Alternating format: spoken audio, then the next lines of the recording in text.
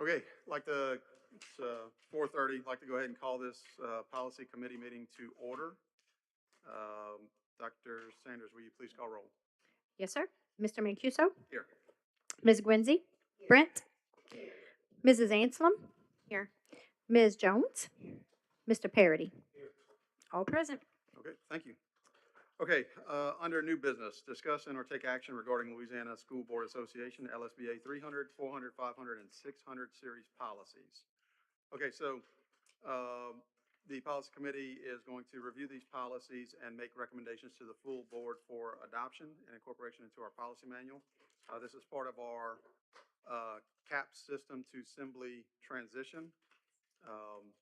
And having said that, we'll just kind of jump right into it. So starting at the beginning, we'll just kind of go through one at a time. Please just stop me if you have a comment on the policy. Okay, so starting with policy 301.00, superintendent selection. Are we good with that draft? Anybody? Okay. Policy 302.00, superintendent evaluation. Okay. Yes, ma'am. Go ahead. Go ahead. I have a question on the evaluation. Last year we was talking about the evaluation about. Yes, ma'am. Last year we was talking about the evaluation for superintendent, and we were saying about the language for that evaluation getting it changed. Did you have an opportunity to look at it, President Black? I'm not on the policy committee, But it was okay. but the policy committee would have to look at the language. But this was concerning the evaluation. I'm just asking if you had opportunity. But if it changed the policy, it gotta go to the policy committee. I think that she has reference to the valuation criteria instrument. I mean, you would have to just remind me and be more specific. Okay. It's in the actual, Yeah, I don't think the policy itself got No, that specific. It was not the right? policy it's in, in the eval. It would be the evaluation. Okay. in Get with making me it about the clear. eval. It was the instrument utilized for evaluating the superintendent was the discussion. Okay, but that But that wasn't- has nothing to do Yeah. I with don't this. think that was specified in the policy though. No. before. No, but I'll get with you about the eval. Okay, thank you. Okay, policy 303, superintendent authority. I did have one comment on this.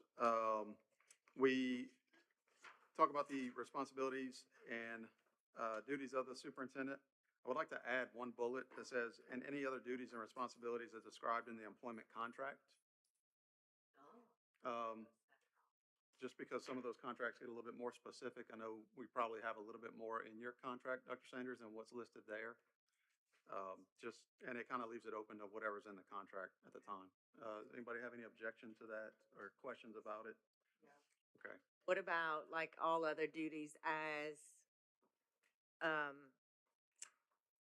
give me the word I'm talking about, as referred to like by the board, like as authorized by the board? Like in everybody else's contracts, the last thing on yours is all other duties as. Well, and I think the contract covers that. And I think as long as we say it here in the policy, tying it to the contract, then we can get a little bit more specific there if need be. Cause like we delegate her to do all kinds of stuff. We do. We do. A whole lot more than what's shown here. And so I left that last one just kind of specific to her contract, which is heavily reviewed by our board attorneys and everything else. So I think that kind of seals it up for me. But yeah, if y'all are good with that. Dr. Sanders, any question? So we saying that her duties will be along with the board. You saying that? That's what we're saying to her with the policies. We're basically saying that she's going to do all these bullets that are listed there with the addition of any other duties and responsibilities as described in the employment contract. So we do go a little bit more in detail in her contract. I just wanted to list that in the policy so that they better align without being so specific that we list everything that's in the contract in this policy here. If that makes sense. So it's deemed necessary as outlined in the contract is where we. Yes, ma'am. Just to put it in there. So, okay. No. I think basically as long as we're good with that too, then I think we'll do them all in Globo with the discussed changes. Okay. Ms. Elodie, if there's any question as to what changes actually go in, please just, we'll go back and revisit it, but I think we'll be all on the same page here. Okay, 303.10, Superintendent Hiring and Placement Authority. Any questions? Okay. 304.00, Principal Authority. Yes, ma'am. Ms. The last Hanson? one that says determine whether to begin each school day with a brief time of silent prayer or meditation and a group redaction of the Pledge of Allegiance to a flag. So they're saying that the principal gets to determine that versus, do y'all think that a principal should determine that or should that be a district decision? Because in my personal opinion, I would like a moment of silence at every school for respect. And I would also appreciate, And reciting the Pledge of Allegiance. yeah, I thought the that was Pledge just of a standard. Allegiance. That's a Yeah, good- like that's a good we catch. shouldn't, I kinda went we right over shouldn't that. be up in the air whether every single school should be reciting the Pledge of Allegiance to me. Every school does, Right. and I don't think we even knew that there was a As policy of for now, that. right? So But we're until good you have a now. Principal that doesn't do it, so. Yeah. Correct. I would So say- Should we just So take off the delete that bullet? determine whether to, and just put begin each school day with a brief time There of you go. correct. silent prayer meditation. Yes, ma'am. So, Ms. Elodie, we're gonna scratch determine whether to. Okay, and the last item. Yep. Okay, where's my postage? Sorry, I need to flag that. Yep, good catch. Thank you. Okay, 305.00, school census. Okay, 306.00, school calendar. 306.10, school day. 306.20, emergency closures. Okay. Okay, 307.00, public concerns, complaints, and general investigations. Okay, on this one, it This is- says, oh, sorry, my bad. Now we're just You're a good. small group. You're good. So on this one, it says a bunch of different times the board office. I'm not a real fan of that. I would like to start to make a distinction of the St. Mary Parish School System's central office versus the board office, because there is a differentiation between actual school board duties versus what our day-to-day does. I would never want anybody to think that I could even begin to fathom to do the job that you do, nor do I want credit for it, nor I would like the distinction to start to become a permanent. Yes, So- this is the central office complex to me. We are the you- board. This is the central office complex and all that is within it, which I think we do a pretty good job, you know. Ms. Anselm, do you know how many places it occurs? I'm looking right here. I'm looking right here. It says the district concerns and complaints. Yes, ma'am. If we can just start looking at that. 1, 2. Right.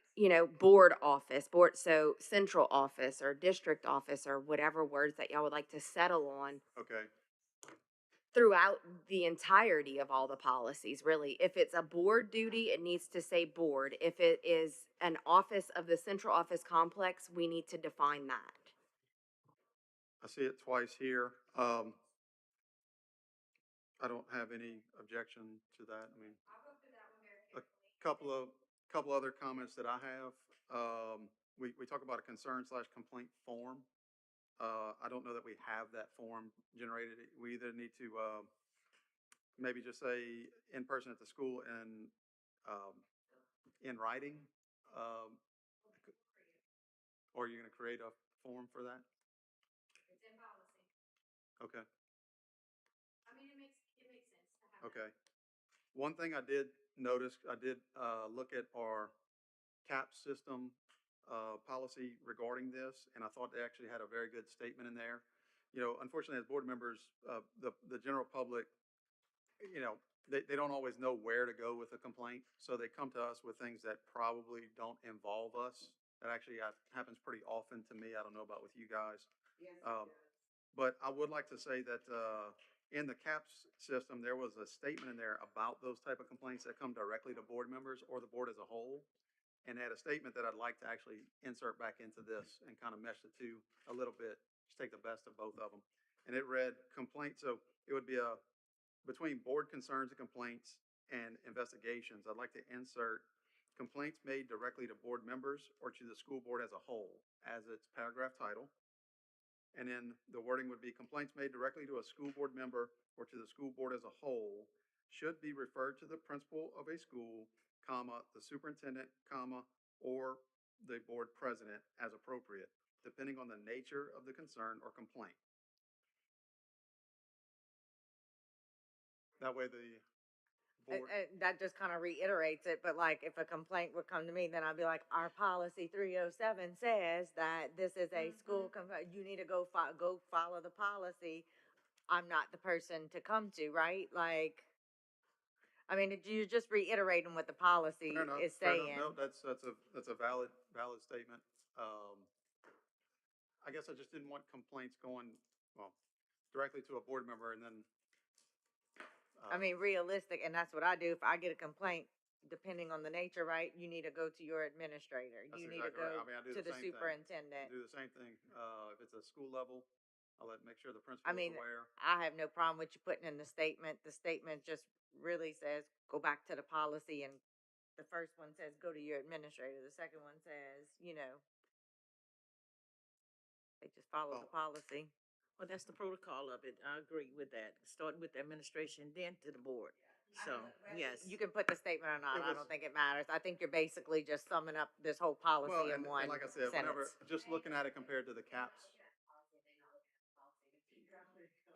it kind of educates the board as well on how to handle those complaints that come directly to them.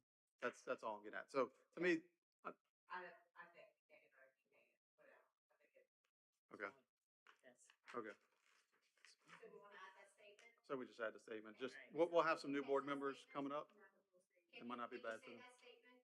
Yes, ma'am. Melody, for her minutes? Complaints made directly to a school board member or to the school board as a whole should be referred to the principal of a school, comma, the superintendent, comma, or the board president as appropriate, depending on the nature of the concern or complaint. And that was in the forethought, policy where it said that. Why do you wanna add that, Ms. Franklin? So insert that paragraph in between board concerns and complaints and investigations. Yeah. James, do me a favor, please. Yes, ma'am. Talk a little bit better into the mic. Oh, I'm sorry. We've had some, just some people who do watch say it's difficult to hear when I put the mic all the way up. Okay. It's hard to catch Miss Melody minutes too. Thank you. Okay. I have a question on this one Yes, also. ma'am. In reference to board concerns and complaints, if there's a complaint concerning, child welfare or transportation, can we also add this in here with the statement? Because it's not always concerning a principal. I think that would go under district concerns and complaints. Okay. I agree. Okay, I just want to make sure that it's in there. The district, appropriate district personnel. Okay, Then that will cover everybody in there. okay. Okay, moving on, 308.00, public records. Nothing there. Policy 401.00, annual operating budget. Nothing there. 402.00, business manager. I had a question on that. Business manager is a CFO. It says it there. We actually have the title of CFO, but it kind of ties the two there, so I don't have a problem with that one. 403.00, accounting practices. Oh, I'm sorry. Wait, Yes, ma'am. oh no, never mind. I'm waiting for. Okay. 403.00, accounting practices. I'd like to just point out, we have our procurement and manual that covers a lot. So I compared this to also to another parish's system. This one is a lot different than theirs, but they get a little more specific in this where we have the procurement manual, so. 403.10, expense reimbursements.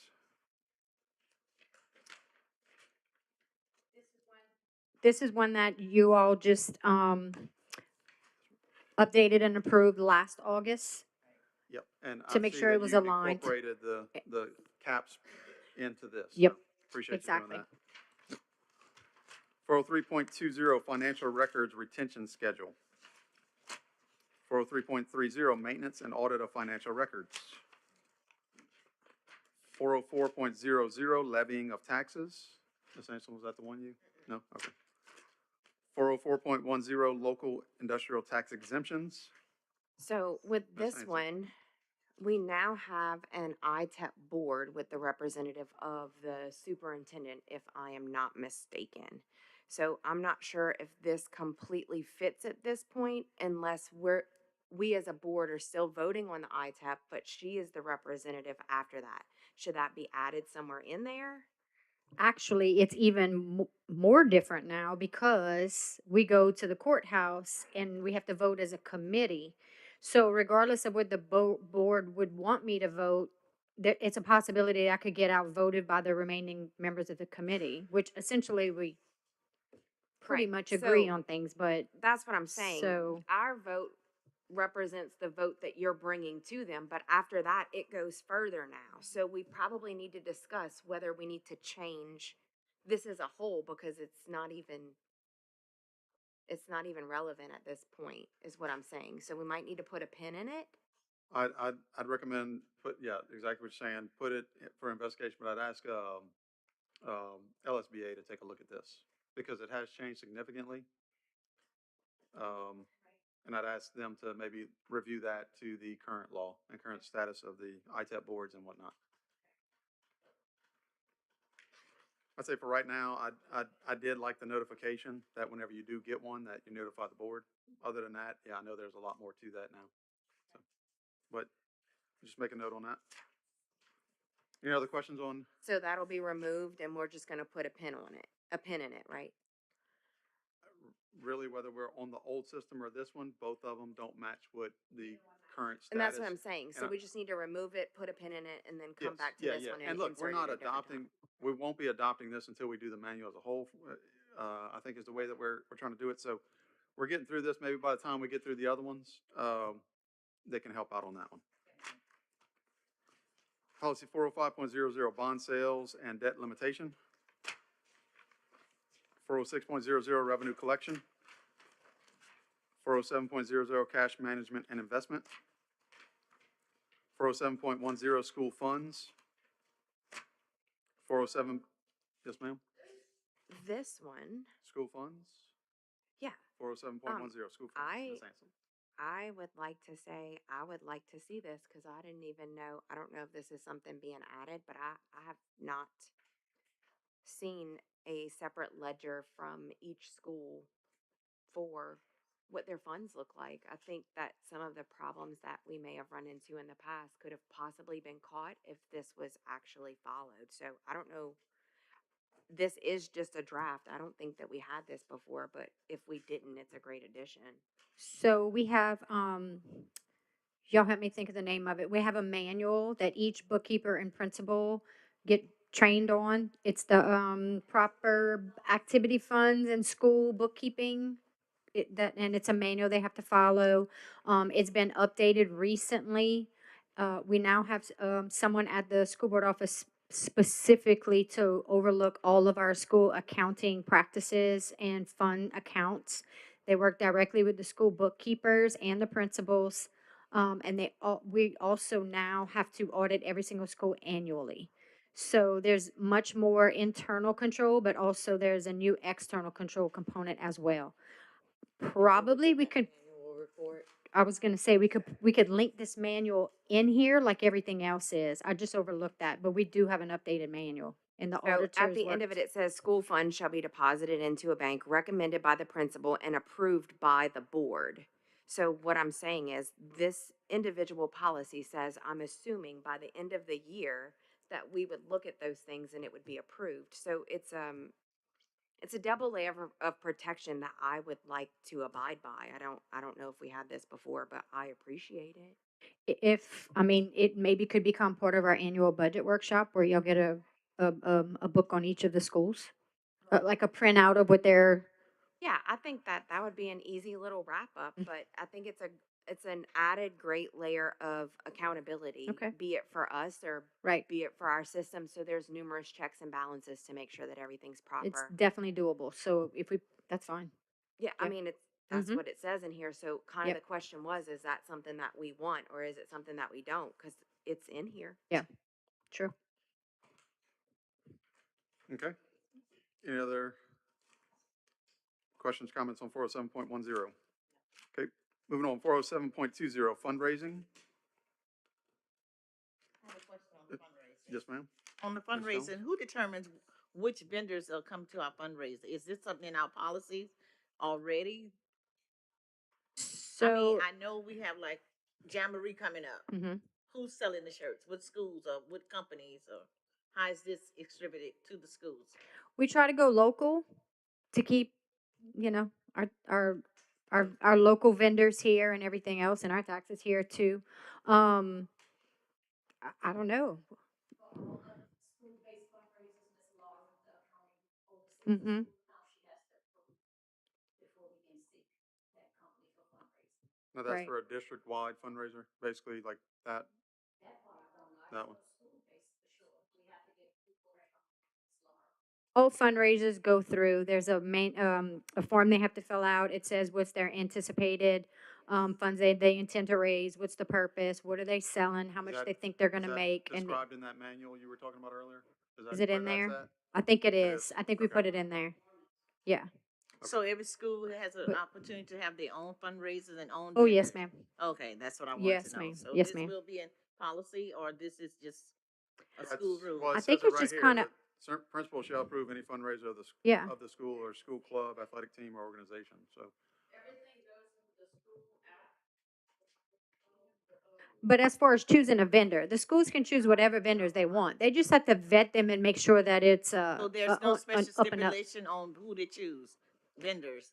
As long as we don't cross any ethical lines See, by that's using what I a wanna teacher make that's sure. inside, an employee that works for that particular school or a direct immediate relative, things like that. We have to make sure we don't cross the lines on those types of things. And I'm But as sure- far as any reputable vendor, they can use. And I'm sure depending on the type of Mhm. fundraiser, whether it's on-site or whatever, what they're doing, there might be insurance certificates that need it or something like that. Right. I mean, you have to vet them and make sure that they're an appropriate, not appropriate, but like Better Business Bureau, like they're an actual company. You know, you want to make sure Right, you I don't, understand, yes. yeah, do I just business wanna with make somebody sure. that's kind of. Cause I mean, I know some vendors has been asking to get business in the school and they said it was denied because y'all already have them. So I'm trying to decide, how do we decide who gets to be vendors here or not?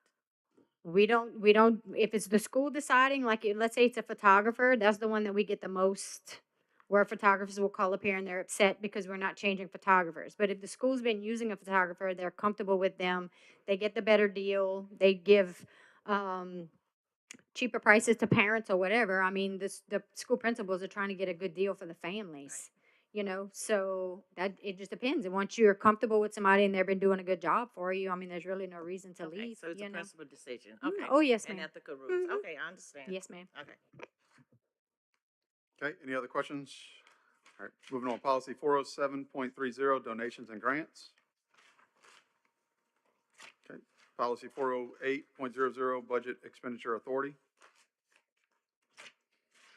408.10, authorized signatures for expenditures. 408.20, bonded employees and board members. 409.00, payroll payment. 409.10, payroll deductions. 501.00, human resource management. 501.10, maintenance of personnel files. 501.20, employee group health insurance program. After 501.20, I would like the addition of our old BBBE policy that I do not see listed as 501.2. Well, we're gonna, no, that one, Nope. so the next one is where you wanna add that. The next one, 501. Retiree, yes. Okay, so it would be under 501.20.01 with So- retiree health benefits. Let's get there first. Well, let's see, any comments on 501.20, employee group health insurance program? Okay, let's move on to 501.20.01, retiree health benefits. We actually have some options that we need to discuss on that one, okay? So, Dr. Sanders, you wanna kind of go through the options, kind of what we're doing currently, and let us make a recommendation on that. You have an individual You have an individual sheet for that, I believe, where Elodie ma'am. typed in the blue. And so we have not been able to find anywhere where we actually have a policy, but we've been using minutes from a board meeting that was from 1984. And so there's a sheet that is just like exactly what was said in the minutes, and that's what's been used. And you could tell it was typed on a typewriter in 1984. So I'm glad we're having to sort of look at this and address it. And on that document, if you look down at the bottom, Miss Elodie typed it in blue for us. And this is what it says on that document from 1984. And this is what our payroll department has been following. Okay. Ms. Elodie, thanks for doing that. And thank y'all for the, I was looking all over for that typed sheet of Investigation there, paper and yeah. I was like, oh, it's right here in blue. Thank you. okay, so I would recommend we obviously stay with what we've been doing. Okay, I would like to make a comment on that. Yes, ma'am, go ahead, go ahead. So just in working in other districts, this is a lot. Terrebonne doesn't break it down like this. You just have to, the 10 years prior to retirement, 10 consecutive years in order to tap into the retiree insurance. In Iberia, it's 5. So, I mean, you're looking at recruitment of trying to get it. I'm gonna go to Iberia because I don't have to stay there as long before my retirement. So when you're saying this is a lot, this is more That's a lot, difficult, like, more you difficult gotta- to achieve. I'm just saying, like, okay, on one hand, the 10 years, right? Like, if I was within 10 years of retirement in Terrebonne, I wouldn't have left because I was so close. Like, I wouldn't have left within 10 years of retirement. So that is like kind of a bonus, right? But also when, like, it's hard for me to recruit some people to come work for me because it's like, oof, I gotta, like, if I had 10 years, it would even be harder for me to get someone to come work here. Like, for us, getting certificated staff, let's say they got only 7 years to retirement. 7 years is a lot. Like, I'm gonna take you for 7 years, but they're not gonna come to me because they are within 10 years of being retirement, and I'm not gonna be able to get my retiree one based on this policy. I think there should be something, but I'm just saying, keep that in mind that you're not gonna get anybody within their last 10 years before retirement with a 10-year one. Okay, so let me ask you a question. Let me ask you a question first. So the, And I'm gonna tell you, this mostly applies to self-funded, right? Because like it's gonna cost a self-funded one more money, than like you come in and I gotta pay it. The retiree one. I have the number sitting on my desk if you'd like me to grab, if y'all wanna know how much we pay in retiree benefits. well, That's the one I that guess the first thing would be on option one, we have to go through the options here. Option one, whether it be an A or a B. Option two, whether it be A, B1, or B2. And then we can say how, And let me talk the this out. So qualification. Yes, ma'am. 15, so if I'm 65, if I'm 54 years and under, because I'm gonna be 51 at retirement. So I'm gonna use myself, right? So I'm 54 years and under. At least 30 total years of service, which I'll have at 51, right? With the last 20 being consecutive years that I ain't coming to St. Mary Parish. I'm not coming, like, cause I won't even get my retiree insurance unless I had my last 20 years in St. Mary Parish. I ain't coming. So basically, well, look, let's get past, Let's get You past- want me? let's get past option one, okay? So we're going with A, right? It would have to be A. Definitely going with A. Okay, Because definitely B going with A. says the board shall not pay Yep, any all right, portion, so definitely. that's the first, all right, that one was easy. All right, option two, A, B1, or B2. A is the board shall offer, I'll let you guys read it.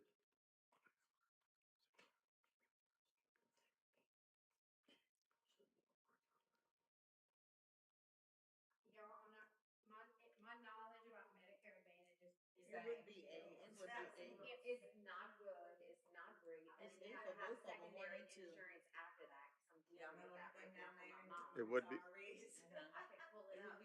It would be A because that is what we do presently. yes, So essentially, Essentially, with retirement insurance, a lot of times. So So it will be A and B on both, I mean, A on one and A on two. So they offer the Advantage plan, and so at what do they have to have a secondary, even though they retire with board? That is the Insurance? Advantage plan. So their secondary is the Advantage plan, and then the board is the board insurance. Blue Cross Right. Blue Shield is their. Okay, so I think the Right. consensus here is that we want to do what we're currently doing.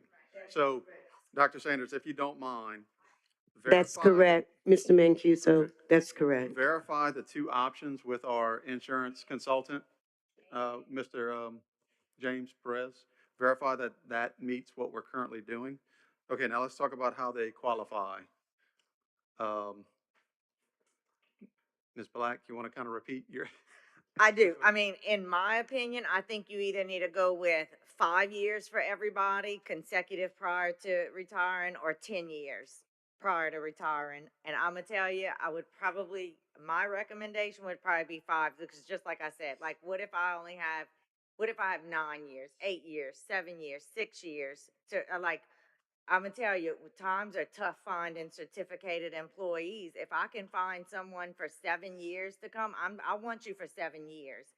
But yet you're not gonna come to me because you're not gonna be eligible to access this retiree insurance within 10 years. So I'm gonna stay where I'm at for 10 years to finish.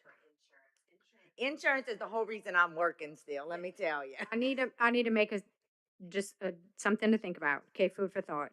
If we change this now and lessen the amount of years, y'all will also have to determine where do we make that stopping point for people.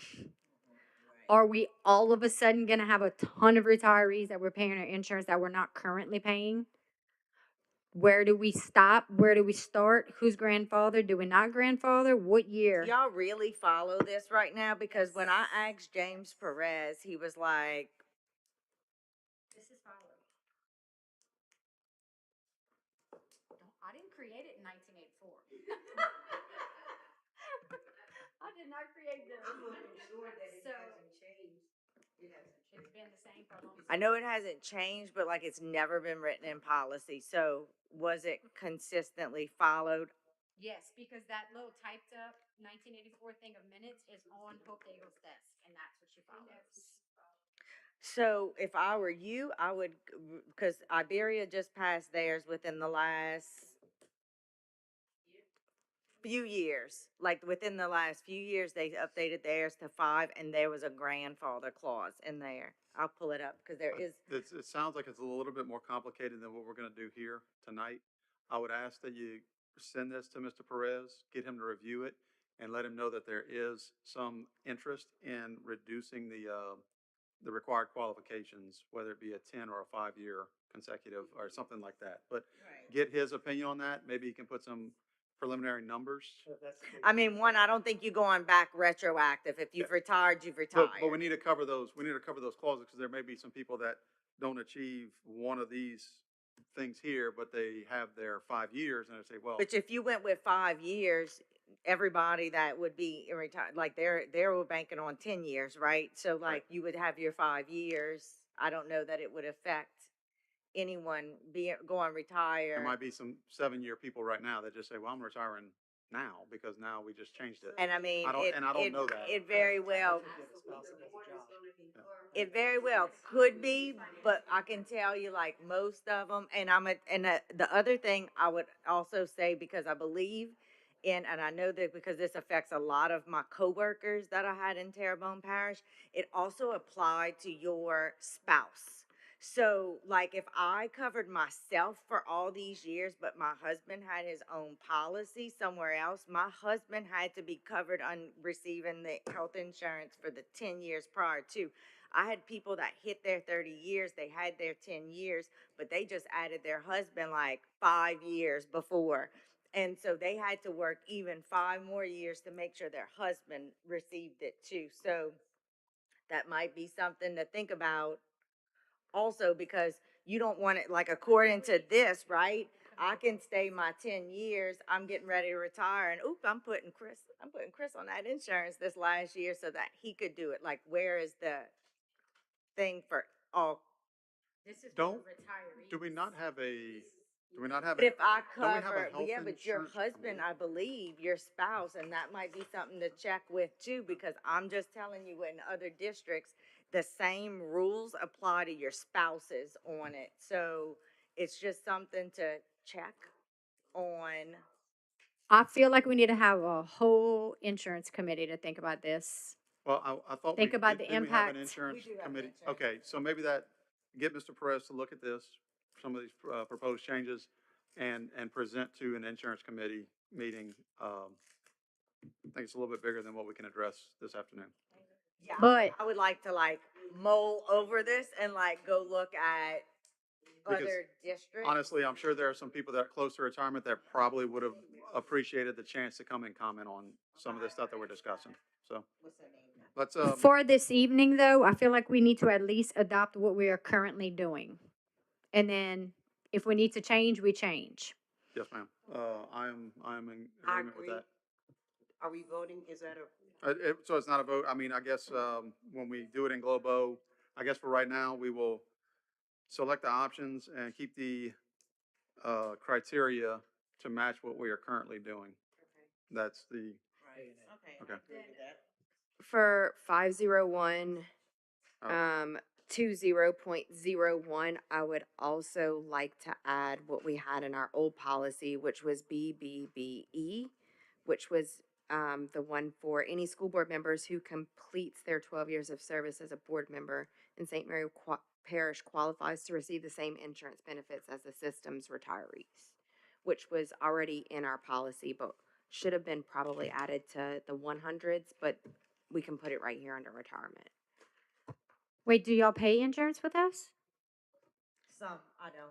You don't if you have an option, another insurance option, I believe is what the policy currently reads.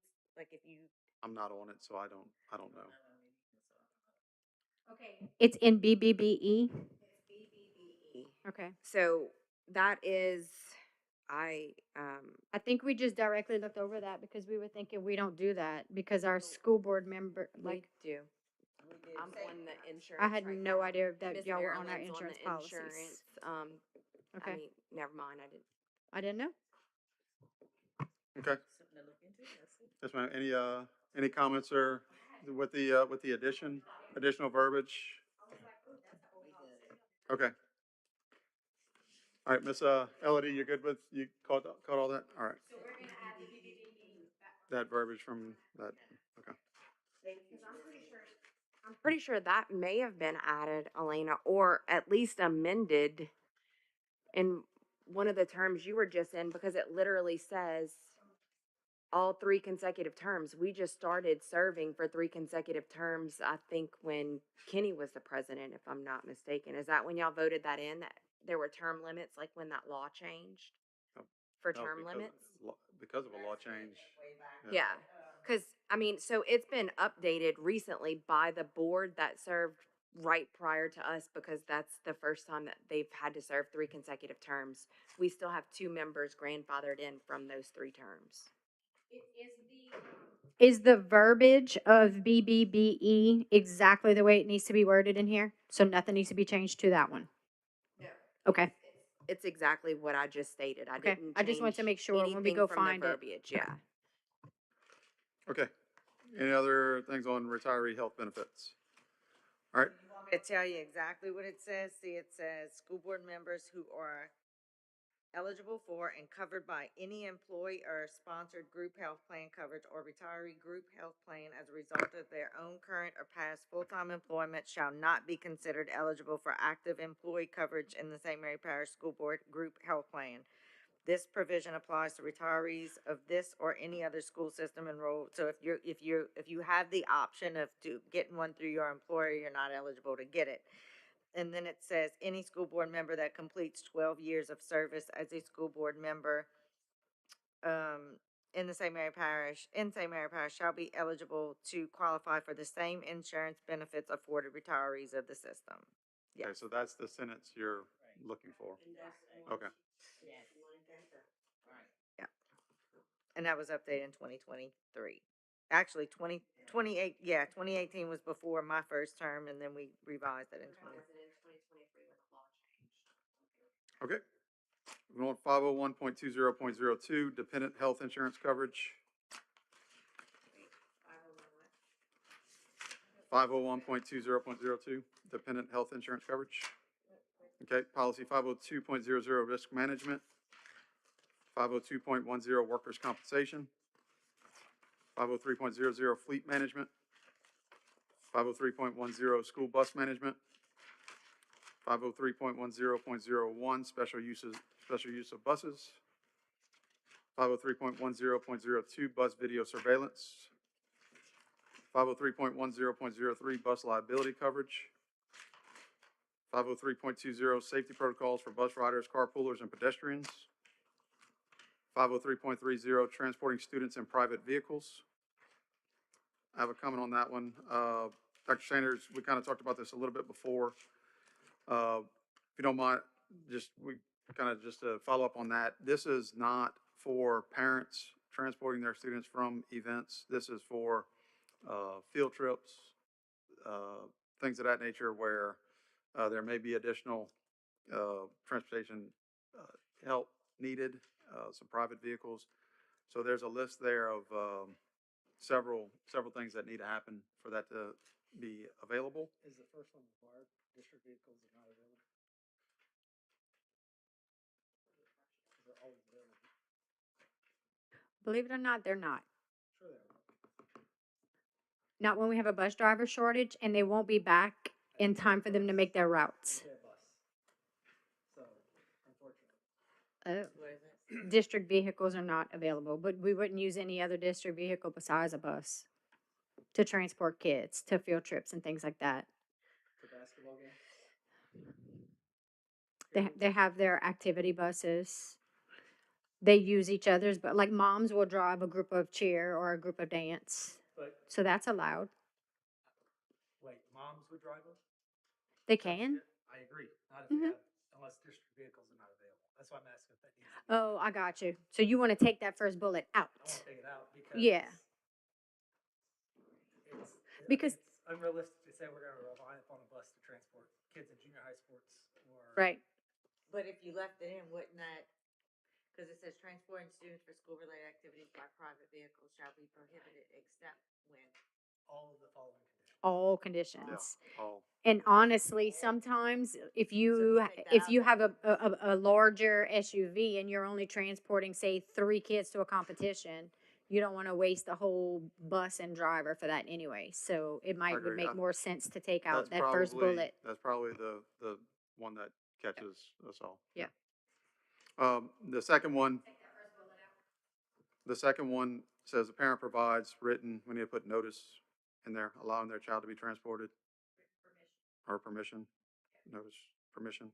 I think that was just an omitted word. Yep. Everybody's in agreement with taking Yeah. the first bullet out? Are we all good with taking the first bullet out? fine. Okay. And Agreed. You have to provide proof of insurance, driver's license. They have to have the right amount of seat belts, the whole 9 yards. Okay. You good on that, Ms. Elodie? Okay. All right, 503.40, use of district vehicles. That was, one that we had as a, One that's a single sheet of paper that was sent. We had no policy for this. Like, we have nothing that matches this. Oh, sorry. We had no policy matching this in our CAP system. So the way we were able to go through each of these policies using ours to make the selections and choices where there was something to choose from, we had nothing to go off of. So the decision needs to be made by the policy committee. I think we definitely need something in place.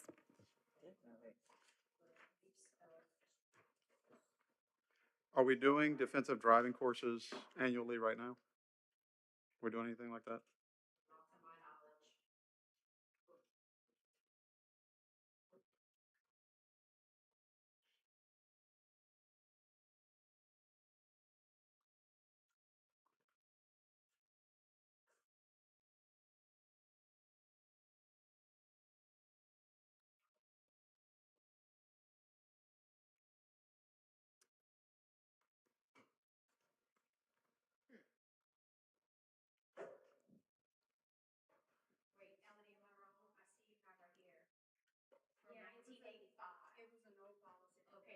is, let me correct myself.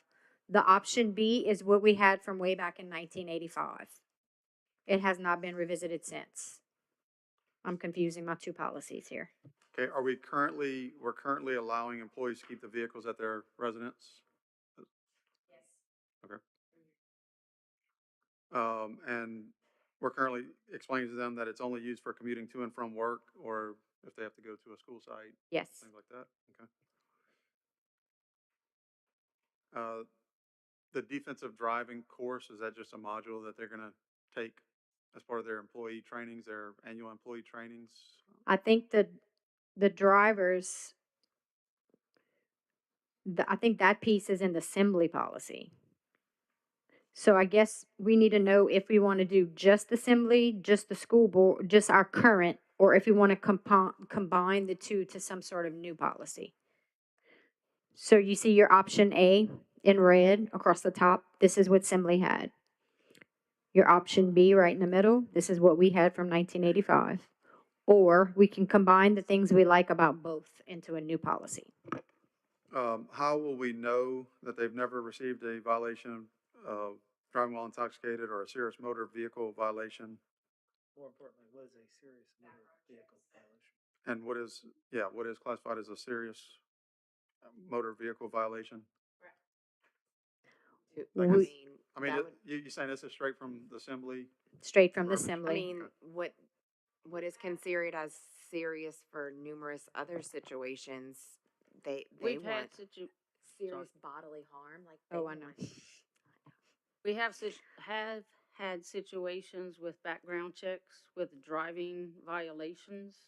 And so those people have not been approved if they were applying for like bus driver or maintenance personnel because they do drive vehicles for the school board. What's a serious violation?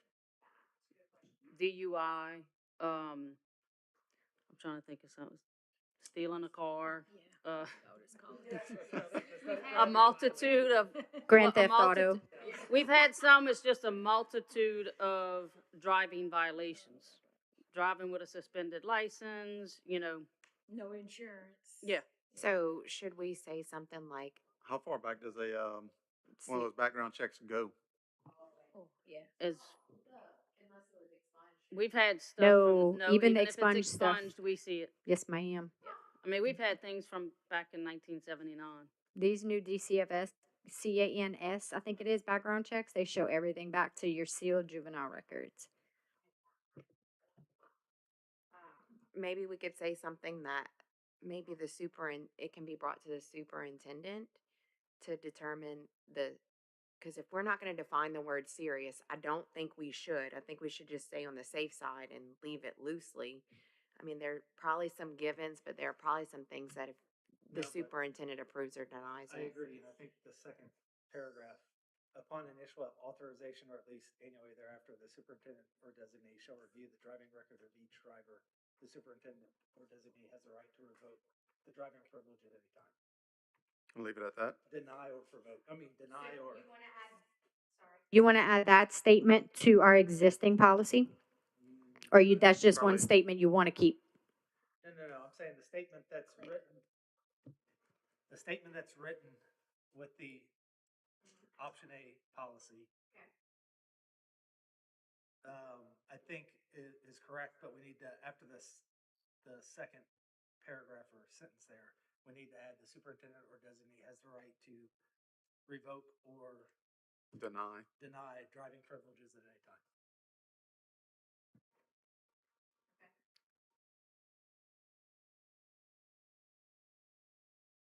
Because if we're not gonna define serious motor vehicle violation and some other things, then it's obviously up to your good judgment or whoever's determining that. So, go ahead, Ms. I'm sorry. Jones. So we're gonna address the violations in the policies? That's what you're saying? You're not? No, Lindsay was saying to leave it vague, and I'm okay with, as long as we say that up above that the superintendent or designee has the right to revoke or deny the privilege. And they can determine that based off of what's considered a serious motor. Okay, okay. Because I understand you can list a number of things and you consider it serious, I don't. Speeding, Right, that's not what that I'm big a saying. deal, but yeah.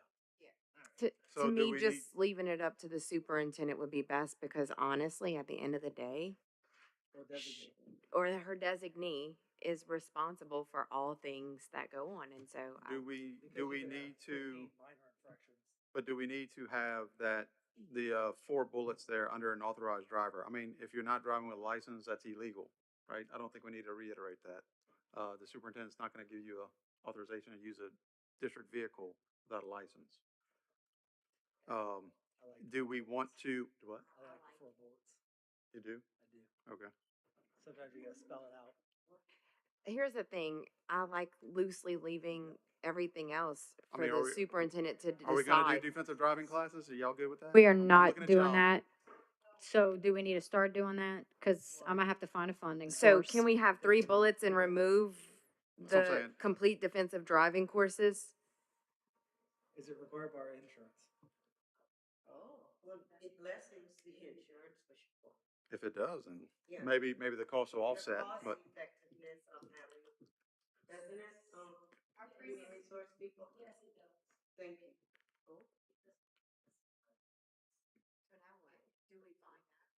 Keep it, find out if it, If it lessens our insurance premium, One we didn't. then we find make out them if do it's it? required, and 2, if it lessens. Okay. Because okay, I'll question that.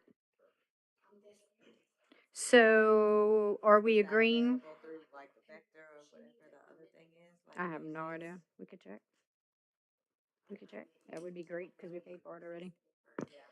I was Um, asking if it's available. I know Ginger said they don't use, Gidget said they don't use Vector. They but use whatever other something else, platform, yes. Is there like a defensive driving module, yeah, module? maybe. so, okay, we're keeping all of the assembly pieces. I will check on the defensive driver's course to see if it lowers our insurance premiums. If it does, that will become a new requirement. And then are we keeping all of the 1, 2, and 3 from below? Or are we scratching that 1985 policy completely? Because this allows them to take their vehicles home. So are we not allowing anybody to take their vehicles home? Well, but you have that added in the assembly policy right now. How many vehicles? I don't see it. Well, first, it is permitted that an employee keep the vehicle at his or her residence. not on her printout, it's in the. Oh, in the booklet, I'm sorry, in the book. For security reasons. Oh, because that's in our How policy. many That's people are why. taking vehicles home now? A lot. Is it on maintenance? Most maintenance. maintenance personnel, some bus drivers. Is that part of their compensation package that they're able to do that?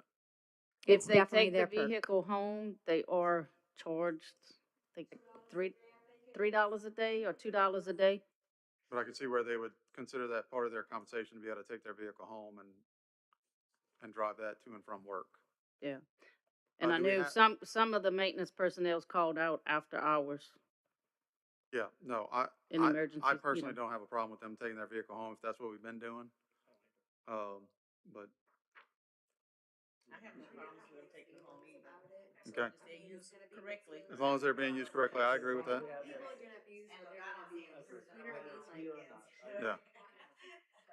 Okay, so the way it's listed in the book, Right, no, I get it. the way it's listed in the book seems to be okay with the additional statement that Mr. Parity recommended. Right.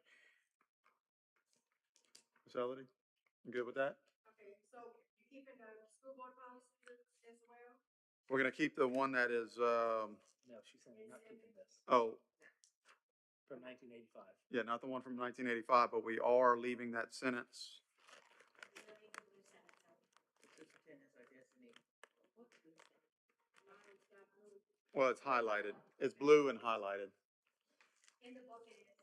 You have, I'm keeping those for you, okay, it is, that's blue, it's not, The blue writing that's in the book, Miss Elodie took number 1 and number 3 from our old policy. That's what that is. So it's those 2 right there combined for that little paragraph. It's also So we're number good. 2 as well. I mean, the vehicle shall only be used for official school business only. Correct. So that's kind of in there as well. Dr. Sanders, there is a defensive driving course in Public School Works. Here you go. Defensive driving course is How already long paid is it? for. Let me go back. What does that mean? I'm sorry. That's fine. Look, y'all, That's our online trainings. y'all can look into that, but Okay. I don't want it to be, okay. It's our training portal we use for all of our safety training. It's already paid for, so we're good. Have we started our safety training for this year? Cause I haven't gotten an email. Okay, moving on. We go with 503.40. Any other comments? All right. 504.00, Child Nutrition Program Management. How long is it? 504.10, use of cafeteria for school functions.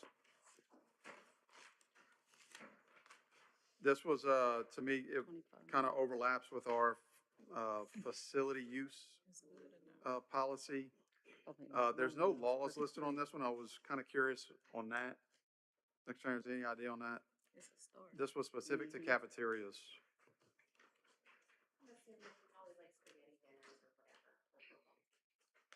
Yeah, I mean, but it's kind of overlap, the doubling up with our facility use sometimes, but are you good with this one? Do you have any? Difference of facility use.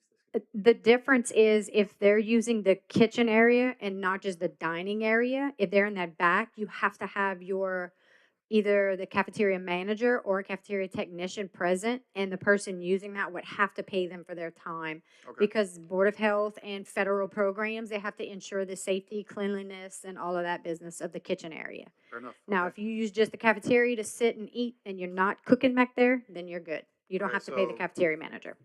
Any comments on this one? Questions? All right. So you saying we could, is the public is able to use this or just for school? This would be if someone wants to come in and do something in our schools and use our kitchen area.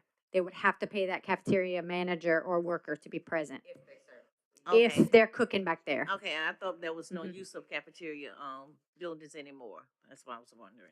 Well, people don't like to have to pay for it. Right, okay, Yeah. that's fine.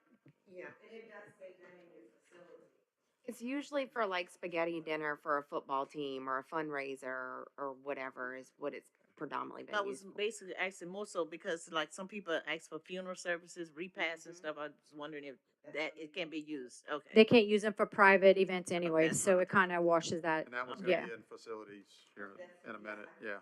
Mr. Parity? Hey, I would. The only thing, the last, paragraph in that policy says the principal shall develop procedures for scheduling such functions. Is that realistic, or should we just change it to the principal is responsible for scheduling such functions and for the proper use and care of the cafeteria equipment facilities? Yes, I like that better. The better, that does. Yep, yep, yep. Yeah, we don't want them to develop. Not procedures. develop procedures. The principal is responsible for scheduling.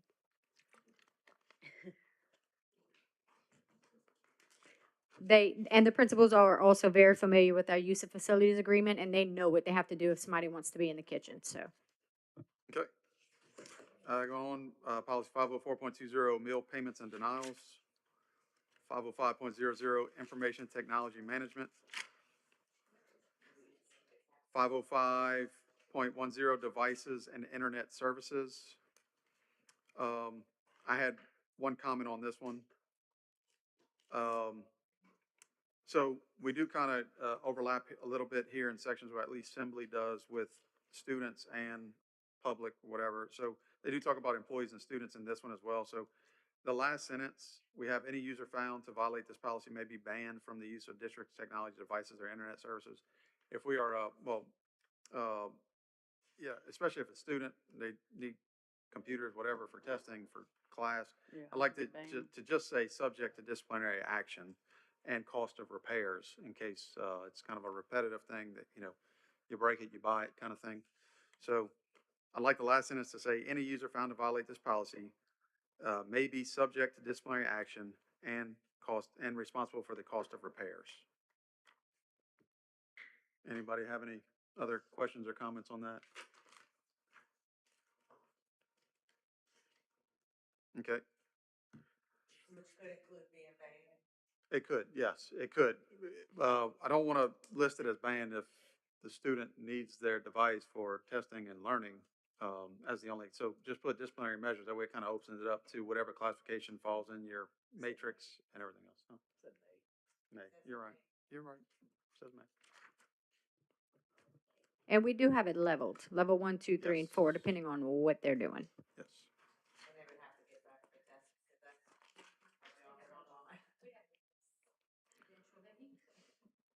505.20, authorized websites. And then a bunch of laws behind that one. 505.30, district social media accounts. 505.40, copyright. 506.00, charter school applications. 601.00, procurement.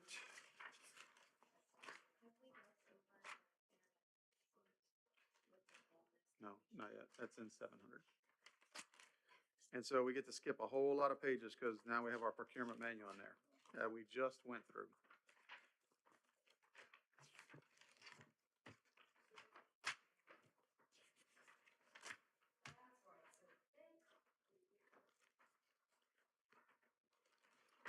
.00 inventory.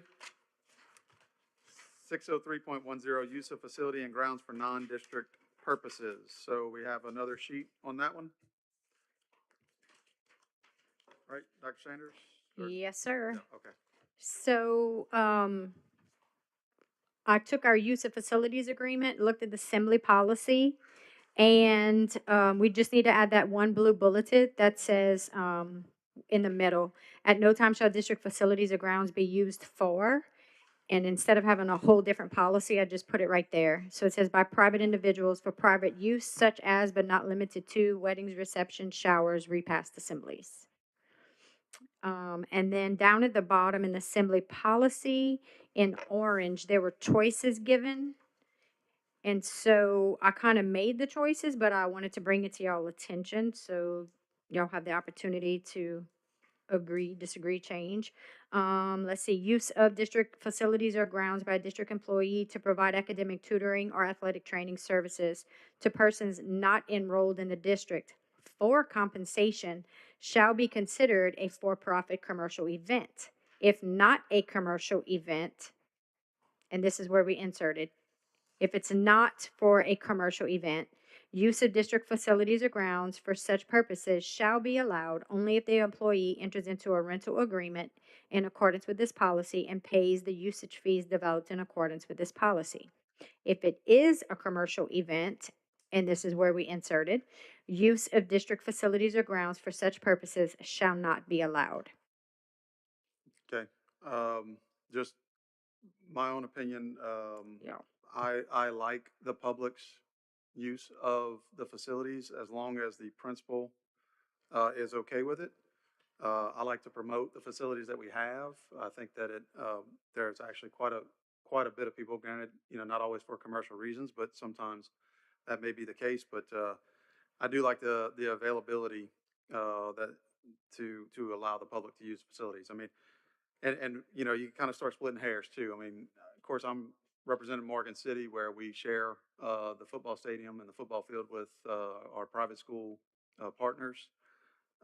Yes, they do charge admission, but that's, and we allow them to use it as fellow taxpayers. So I am in support of using facilities by the public. Now, it has to be done properly. It has to be done with an agreement, principal, superintendent, authorization. We have to have correct insurance in place, and it can't disrupt anything academically by any means, or after school hours. It can't disrupt activities of the school. However, I would like to support that. Support using it for for-profit organizations, If commercial for-profit It organizations. could be if it does not disrupt. If it does not disrupt, Okay. It's just always sort of been understood, don't know where it's been written, that if it's for-profit, they can't use our places. Because it was sort of like an endorsement of that that company or, so, but obviously it's okay if it's right here and it's a choice and there's a law to back it up. well, and, I mean, even, I say even- we charge rent and use it as a Well- Like the fundraiser. football, right? That's the a nonprofit organization. Well, I mean, you could have nonprofit organizations that that do softball, right? Softball, different leagues for softball or different travel organizations.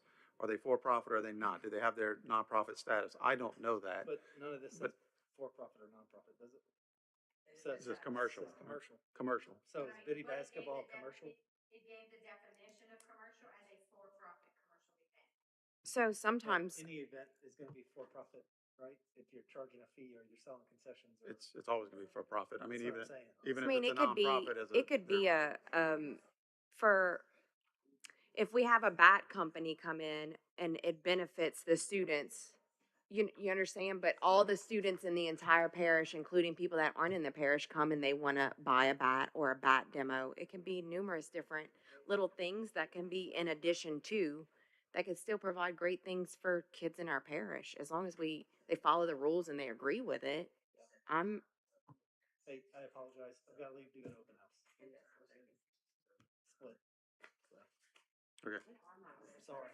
thank you.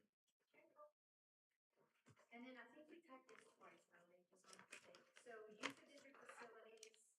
Use of district facilities or grounds by a district employee to provide academic tutoring or athletic training services to district students for compensation shall not be considered for profit. Commercial events. The superintendent shall approve the use of any district facility or ground for such purposes.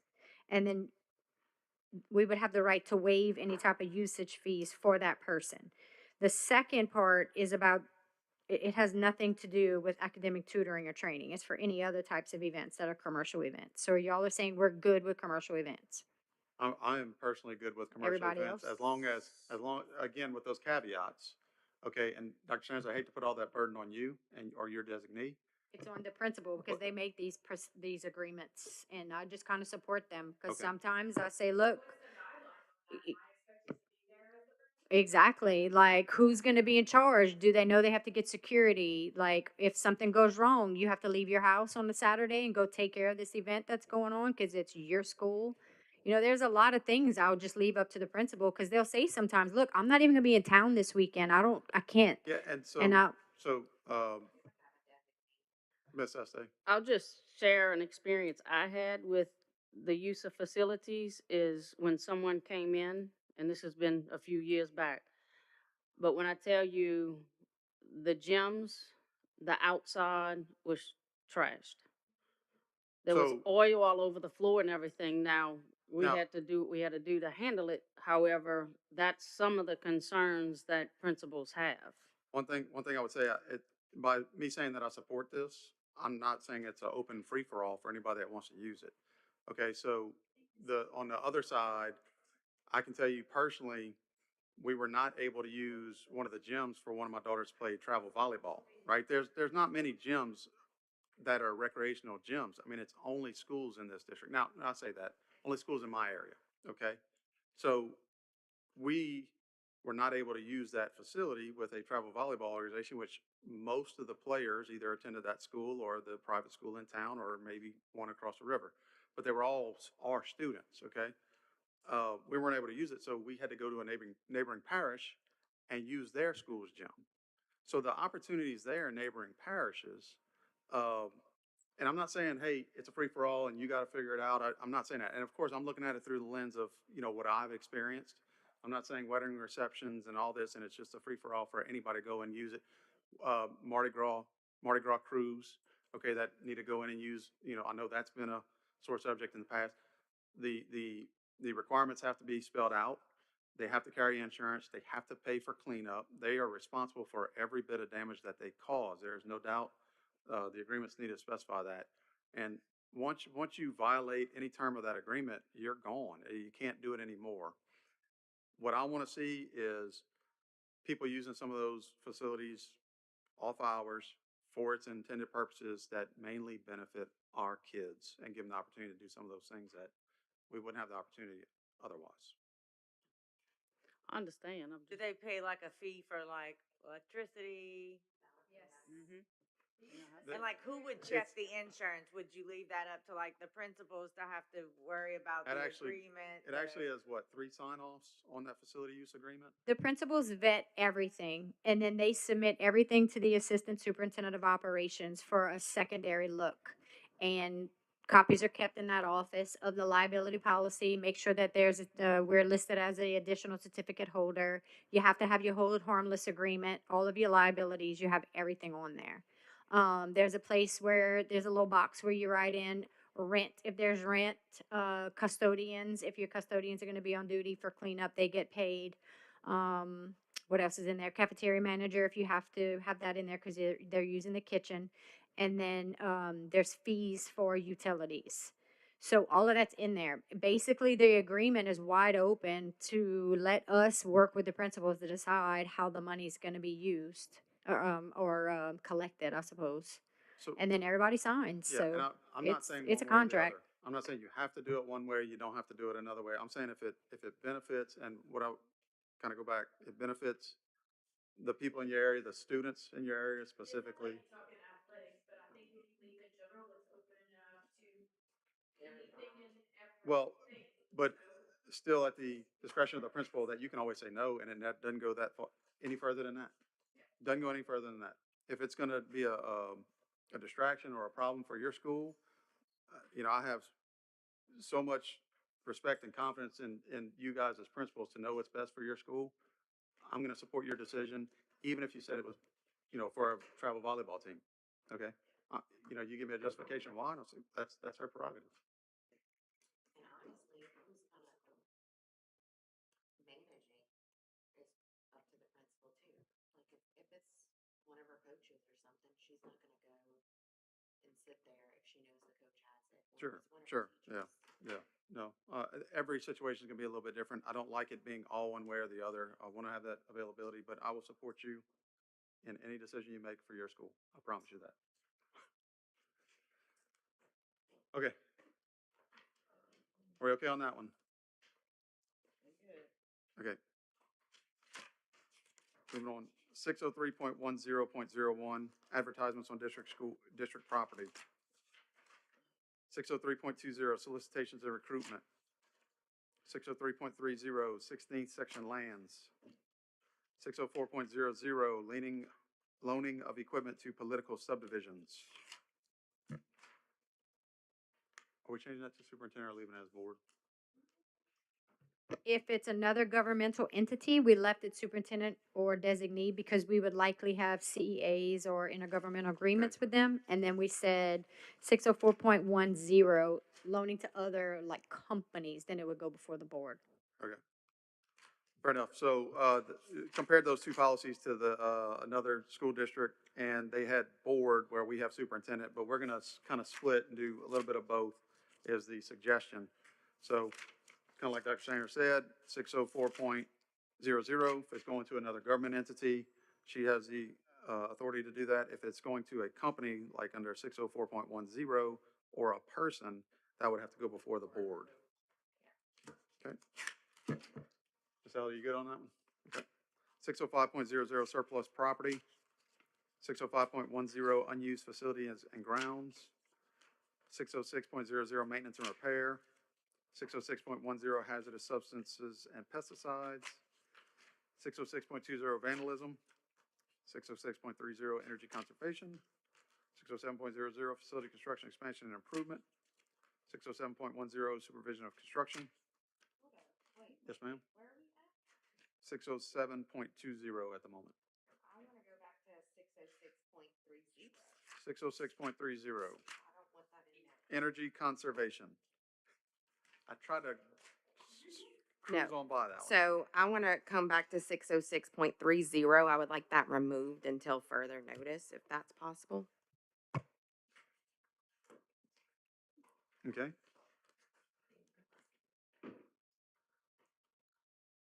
Ms. Brent, Ms. Jones. This one is pertaining to the energy conservation, and the superintendent or their designee shall have established regulations to reduce the consumption of electricity to other utilities and develop strategies to conserve energy. Do you have any problem putting that one on hold as Ms. or? Oh, you want it pulled? Okay, is that one, listed in caps right now?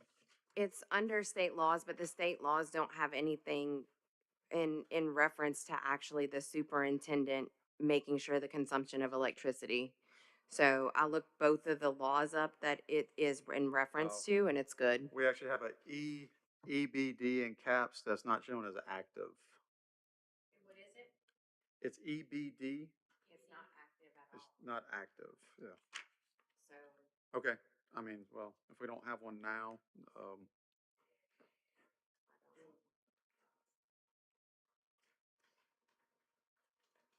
Ms. Jones, Ms. Brent, any comment on that? Are y'all in agreement or disagreement on that? Well, can we, go to, just automatically pull that at this time? Well, if y'all are in agreement to Yes. pull it, then it will just, we'll vote in Globo that it's gonna be pulled. We didn't have one before, I don't see where it is necessary, Oh, but honestly, I mean, well, I just wondered if we can do that at this meeting, well, even though we are presenting we're, it to the entire. no, we can't vote to pull it. We're gonna vote for the we're going to recommend to the board Right, to pull so, that, yeah, as part at of that our point. complete recommendation of all these. I will not be repeating every one of these at the full board meeting, just to let everyone know, okay? The ones that are in question. But the recommendation that's gonna be kind of summarized is gonna be to remove 606.30. Okay, everybody good with that? Any other comments? Okay, I was on 607.20 change orders. 607.30 inspection and acceptance of new facilities. 608.00 naming of school buildings, streets, and athletic facilities. 609.00 building accommodations. Pause, Mr. Mancuso, Yes, ma'am. please. I'm afraid I overlooked this one, and I know that we're very specific. In this parish, we've always said you can only name a building after someone after they've passed, but you can name a field or a road after someone who's alive. I just want to read this real quick to make sure it's the same thing. Superintendent.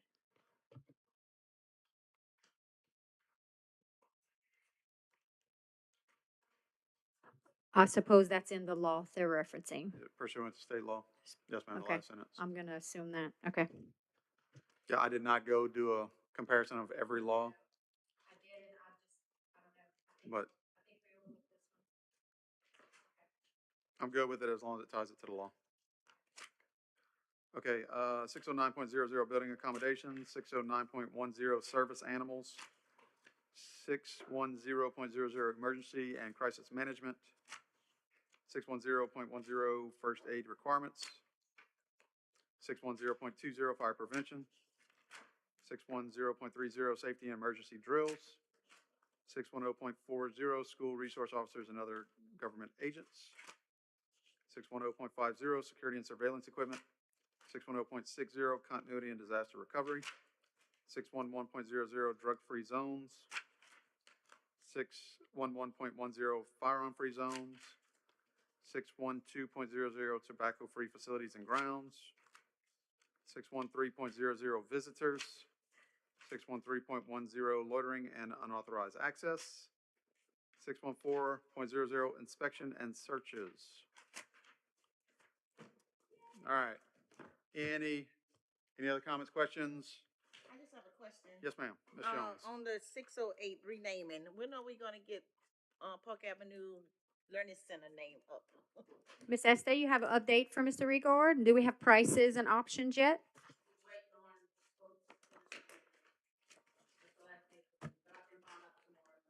Okay, thank you. We are waiting on quotes. And then also, not just the words on the building itself, but the blue digital marquee that's in the circular drive. He looked into a company that they just change out the panels. So that one will be changed as well. Yes, ma'am. Yeah, we had that conversation, I think, on Thursday. You know.